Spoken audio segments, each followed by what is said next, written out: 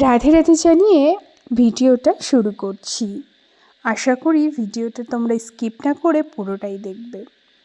আজ হচ্ছে রাধা অষ্টমী। তোমাদেরকে জানাই রাধা অষ্টমীর অনেক শুভেচ্ছা।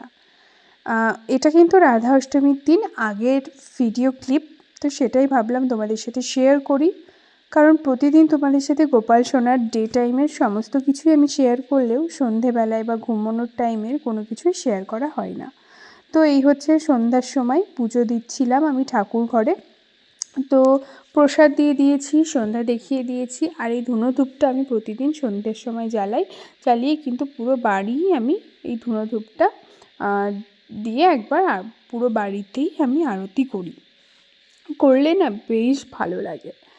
তো তারপরে পুজোর পরে কিন্তু গোপাল সোনাদেরকে আমি ঘুম পাড়িয়েও দিয়েছিলাম। আর গোপাল সোনাদেরকে ঘুম পাড়িয়ে কিন্তু বেরিয়ে পড়েছিলাম কিছু কেনাকাটা করতে। চলো তোমাদেরকে এবার দেখাই আমি কি কি কেনাকাটা করে নিয়ে এসেছি। তো এই যে এখানে যা যা দেখতে পাচ্ছ সব কিছু কিন্তু পুজোর সামগ্রী, এগুলো কিন্তু আমার পুজোতে লাগবে। আর এই জিনিসগুলো তোমরাও দেখে নাও, এই জিনিসগুলো দিয়ে কিন্তু তোমরা ব্রাহ্মণ ছাড়া ঘরোয়াভাবেও কিন্তু পুজো দিতে পারো। তো আমার যেহেতু রাধারানীকে প্রতিষ্ঠা করতে হবে, তো সেই জন্য আমার ব্রাহ্মণ বলা আছে, তো আমি ব্রাহ্মণ দিয়েই পুজো করাচ্ছি। কিন্তু তোমরা এই জিনিসগুলো দিয়ে কিন্তু ব্রাহ্মণ ছাড়াও পুজো করতে পারো। আর এই হচ্ছে এর ভিতরে বলে যে 7 ঘাটের জল থাকে। যাই হোক, এটার কিছু একটা বলে, আমি তোমাদেরকে পরে ভিডিওতে ভালোভাবে দেখিয়ে দিচ্ছি যে আমি কী কী কিনেছি। তো কালকের তোমরা নিশ্চয়ই রাধা অষ্টমীর ফুল ব্লগ পেয়ে যাবে, অবশ্যই ব্লগটা দেখতে মিস করো না। আর ওই যে তোমাদেরকে দেখিয়ে দিলাম কী কী কিনেছি। আর এই দেখো এই ছোট্ট ছোট্ট কাচের বোতলগুলোতে কিন্তু সমস্তটাই ভরা আছে। ঘি, মধু, গোলাপ জল এগুলো আমি নিইনি, হলুদ চন্দন এগুলো আমি নিইনি, কারণ ওগুলো আমার ঘরে আছেই।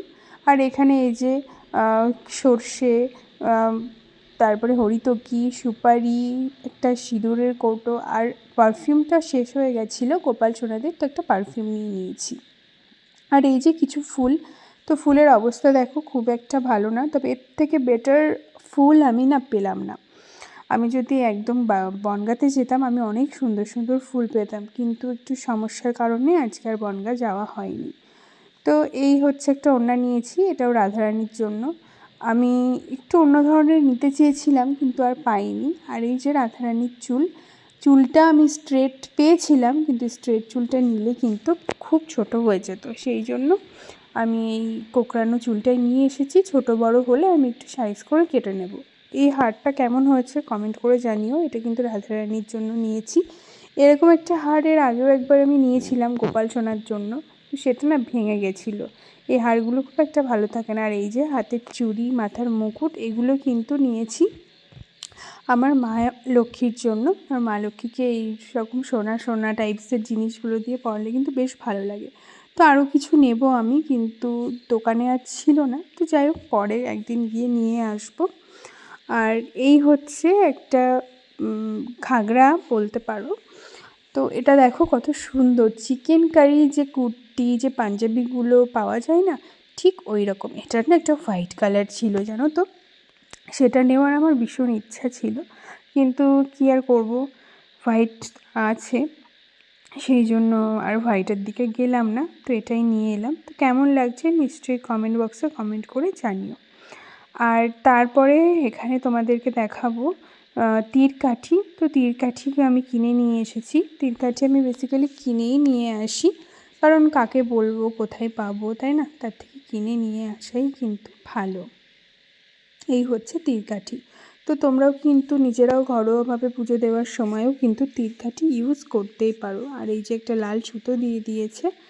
আর এই হচ্ছে বেলকাঠগুলোকে আমার কিন্তু কেটে সাইজ করে নিতে হবে। কত বড় বড় সাইজ দেখো। এর আগেও যখন কালী পুজোর সময় নিয়ে এসেছিলাম তখনও কিন্তু এরকম বড় বড়ই ছিল।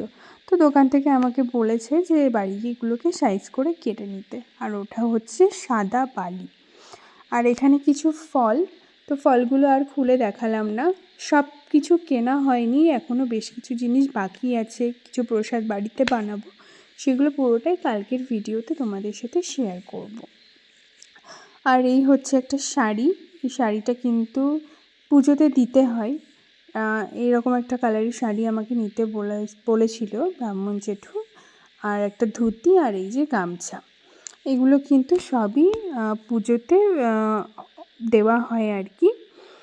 তো এগুলো পরে ব্রাহ্মণই নিয়ে যায়, এগুলো কিন্তু ঠাকুরের উদ্দেশ্যেই দেওয়া হয়। আর এই যে একটা বড় মোমবাতি, আর এই হচ্ছে সলতে। এই সলতেগুলো কিন্তু বেশ ভালো, আমি যখন প্রদীপ জ্বালাবো আমার এগুলো খুব ভীষণ কাজে লাগবে। আর এখানে কিছু গ্রসারি আইটেমস আছে যেগুলো আমার কালকে কাজে লাগবে সব কিছু বানাতে। তো আজকের মতো টাটা, রাধে রাধে।